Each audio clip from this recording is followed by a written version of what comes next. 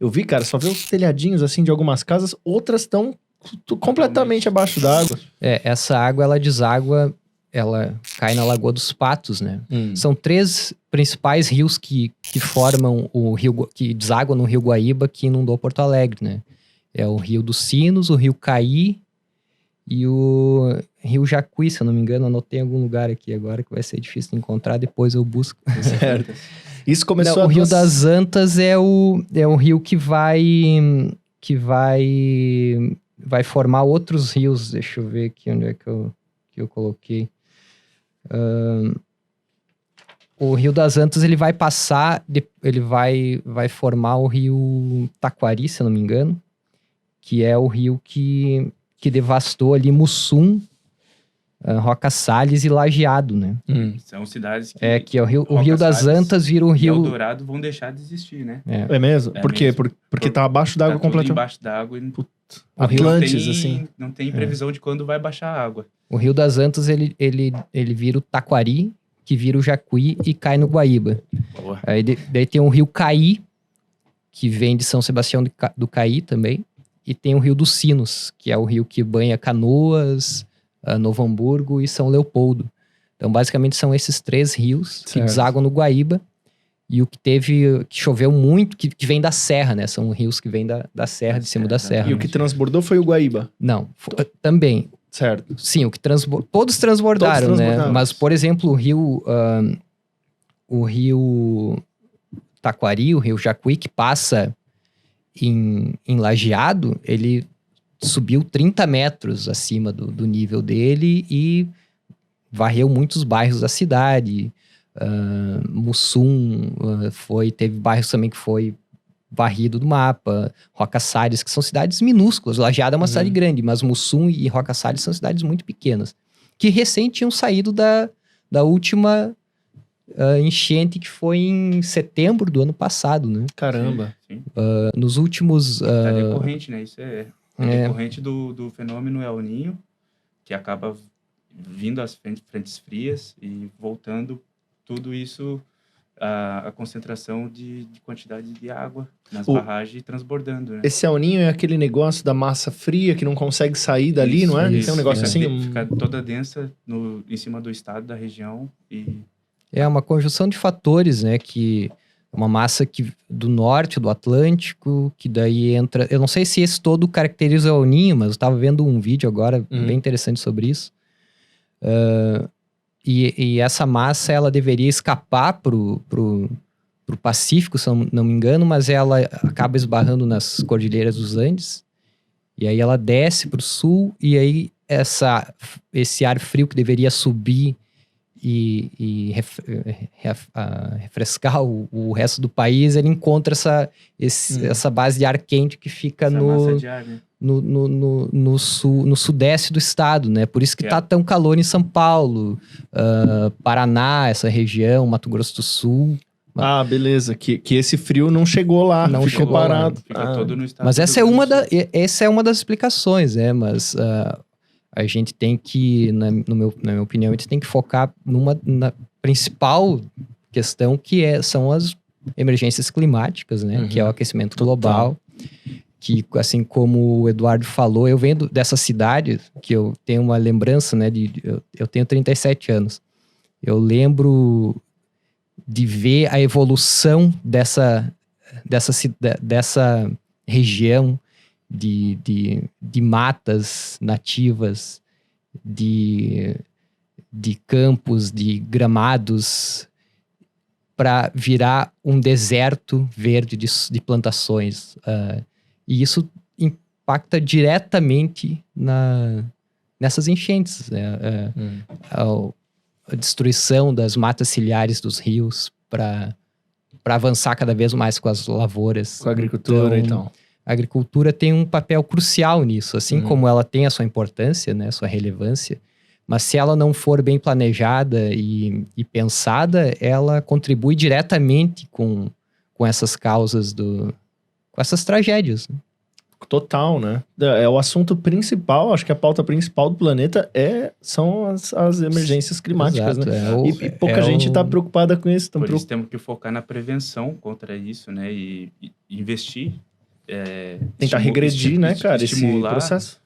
Os políticos, principalmente, cobrar deles quando acontecem essas tragédias para não acontecer novamente. Nós temos que ter o nosso dever como cidadão, cobrar desses políticos principalmente, né, que são os responsáveis pela sociedade em si e pela prevenção de desastres também, né. Claro. Acho que isso é totalmente importante para a gente conseguir manter uma qualidade de vida para todos, que é o direito à igualdade, o direito à cidadania. Claro. E principalmente quando acontecer isso, nós se unir do jeito que está sendo brilhante, está sendo incrível o povo todo. Aqui em Portugal, eu participei de uma convenção que a gente reuniu donativos, doações, e está acontecendo ainda esse projeto, essas ações humanitárias, e a gente cria forças e ganha forças a partir do momento que vê as pessoas se unindo, estão ali batalhando. Às vezes umas pessoas ficam em casa, tá acontecendo, por favor, tá acontecendo toda a tragédia, eu não consigo ficar em paz em casa, pensando nas pessoas, nas famílias que perderam tudo. Cara, isso é tenso, muito, né, doloroso, até para nós estamos distantes, né? Mas... A família de vocês está bem? Vocês tiveram algum caso na família, não? Algum... Não, só de amigos, muitos. A família da mãe da minha filha, da Cecília, os avós dela, incrível que pareça, todas as outras vezes chove um pouco em Porto Alegre, praticamente entra água na casa deles lá, e dessa vez, que Porto Alegre teve só para contextualizar um pouco, teve uma grande enchente em 1941.